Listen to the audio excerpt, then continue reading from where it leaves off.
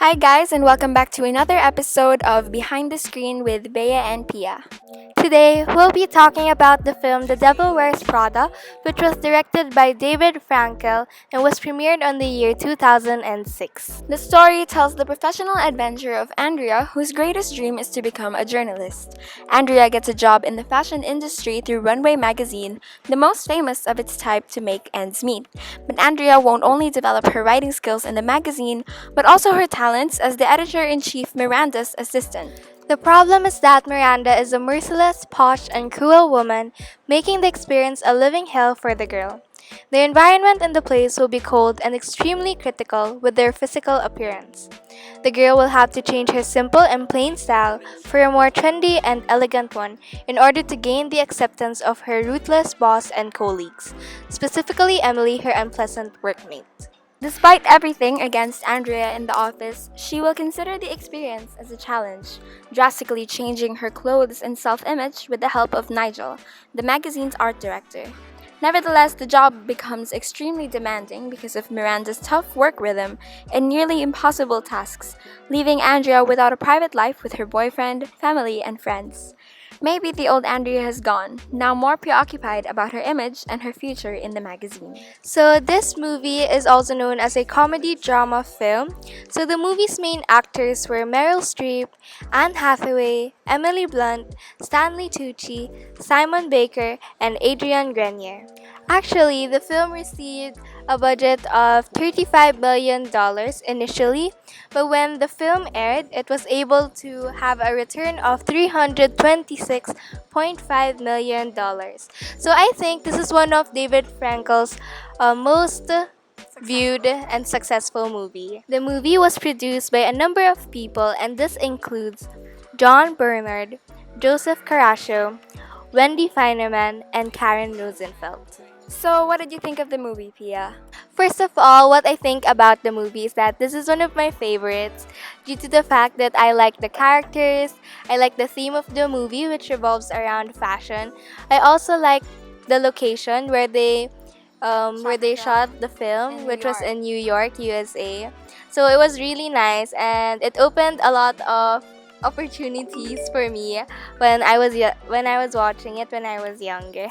You know, I actually first saw this film when I was around 4 years old, and I thought that it was like the most entertaining thing ever, just watching Andrea get all dressed up and work in the fashion industry. And it really led me to believe that I could be capable of a lot of things when I grew up. You know what? The first part of the movie wherein these girls were getting ready to go to their work really had an impact for me because I liked how they pieced every scene together and was able to show the different kinds and the different lives of these people living in New York. Yeah, actually, that first scene, it's not one of the like opening scenes that you see a lot in most movies. And I think that it was a nice way to pay homage to the fact that while we're all different in a way, like how we lead our lives, we're still fundamentally similar in the way that we behave. I think that is one of the reasons why Andrea, the main character of the film, changed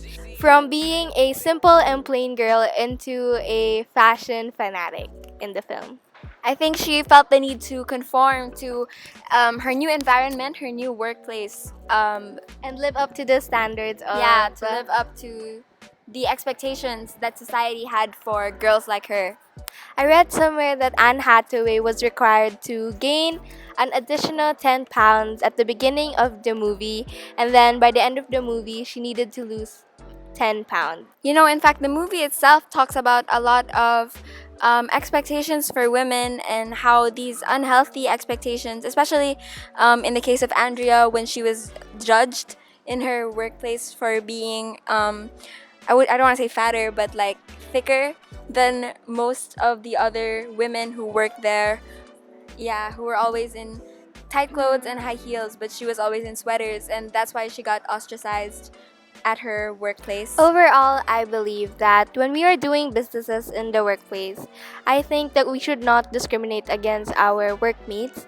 This is because we should focus more on the competency of the person to be able to do the task that his or her boss has handed to him or her. instead of focusing on the physical characteristics like the clothes and the makeup. Yeah, I yeah. think why Anne Hathaway was judged in the first place due to the fact that she applied for a job in a runway magazine which focuses on mixed marketing strategies, creation of image, image consulting, and media production. So through this, that's why I think she needed to fix herself in order to fit in this type of media. I think that's also what led Miranda to become as cold and as distanced as she was, because she was working in such a difficult industry wherein you had to be really mindful of how you looked to in the eyes of others, and that's what caused her to become more cold, so that she would be able to succeed in a difficult industry to succeed in. For me, Miranda as a boss who guided Andrea with her working skills in the industry, I think that she did very well because she was able to form a person who was not equipped to be an assistant of an editor in chief into a person who, a competent person who even did more than what was expected of her. I think that while her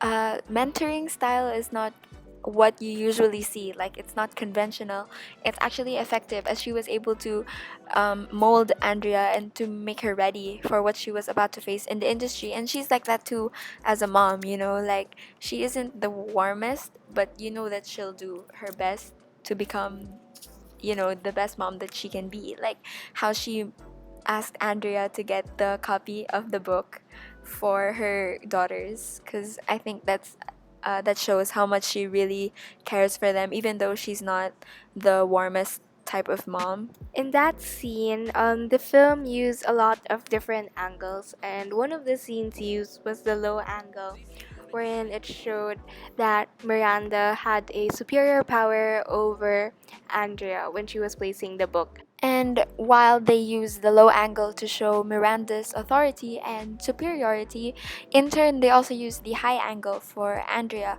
because actually in this scene she was in a position at the bottom of the stairs where she was in fact kneeling, was it? Or was she flat on the floor?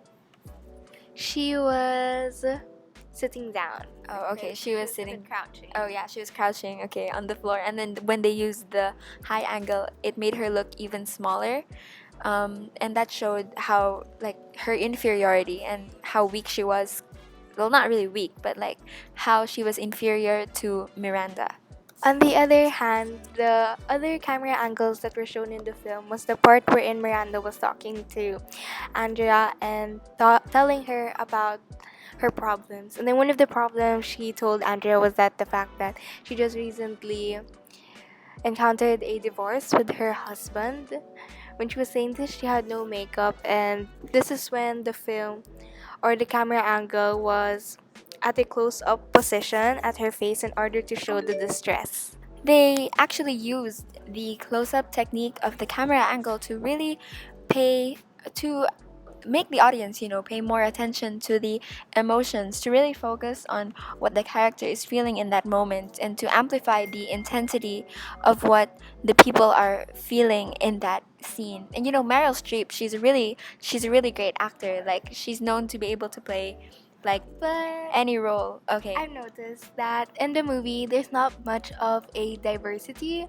As you can see, see. they're mostly white people Yeah. in the film, yeah. and there's no Asian or Yeah. other ethnicities Ethnicities. out there. Actually, more recently, he also produced a film which is named Collateral Beauty, wherein there were numerous African American. Black Americans or African Americans in the film. These are Will Smith, Naomi Harris, and Jacob Latimore. I've never actually seen that movie, and it's a real shame, since I think that it's a really nice thing that he's venturing out into more diverse casting choices. Recently, Have you one have of you his seen Collateral movies, Beauty? directed by David Yes, Frank. I've had. So, what does collateral beauty mean? So, collateral beauty is the beautiful side of collateral damage, meaning the better side of something bad that happened. such as that is not all that bad if it moved people to do acts of selfish kindness. So the movie actually revolved around a successful New York advertising executive, which is Will Smith, who suffered a great tragedy.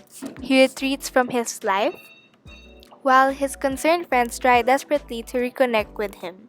He seeks answers from the universe by writing letters to love, time, and death. When his notes bring unexpected personal responses, he begins to understand how these constants interlock in a life fully lived and how even the deepest loss can reveal moments of meaning and beauty. Well, it's really cool that that movie was filmed in New York because The Devil Wears Prada was also filmed in New York. So maybe David Frankel has like a magnetism towards the city, yeah, towards the city of New York. When in fact he was born in New Jersey, I think. Yeah, Does he have any film set in New Jersey? none that I know of. I mean, I think Marley and Me was set in, oh, I don't know, but not New Jersey. Okay. So let's talk about the film, the title, which is The Devil Wears Prada.